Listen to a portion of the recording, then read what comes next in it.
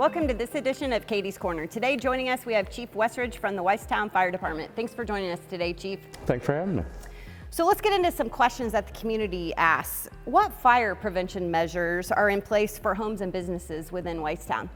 So the fire prevention for homes and businesses are quite different. On the residential side, we don't have a whole lot of set prevention measures because there's no home inspections for the private residences.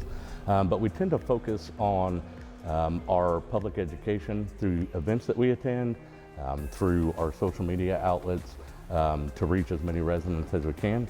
As far as the business side of things, it's annual inspections that we do. So do you have somebody in particular that goes out and inspects the businesses, or how does that work? Yeah, so we have a division chief, Fire Marshal Steve Milstead, and he goes out and conducts all of our inspections for the town. We have annual inspections for every business that we do.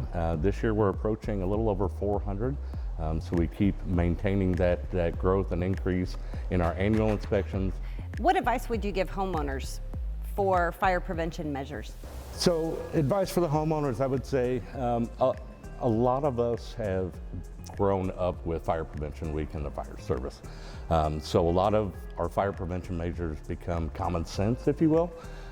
So I would say don't get complacent in that matter, but go to our website, check out our fire safety checklist and all our useful resources on that page that they can find additional information and things they may not have thought of. How do you guys handle multiple emergencies at one time?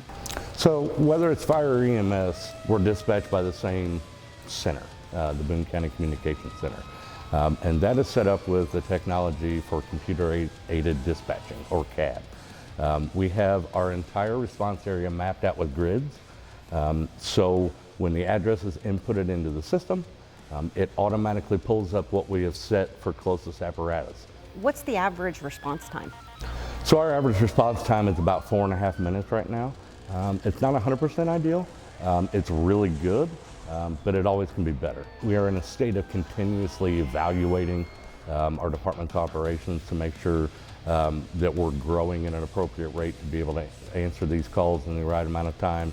Well, thanks for joining us today on Katie's Corner, Chief. Thank you to you and your team for protecting the town, and thank you for your service. Well, thank you. Join us next time when we sit down again with Chief Westrich to go over more fire department policies.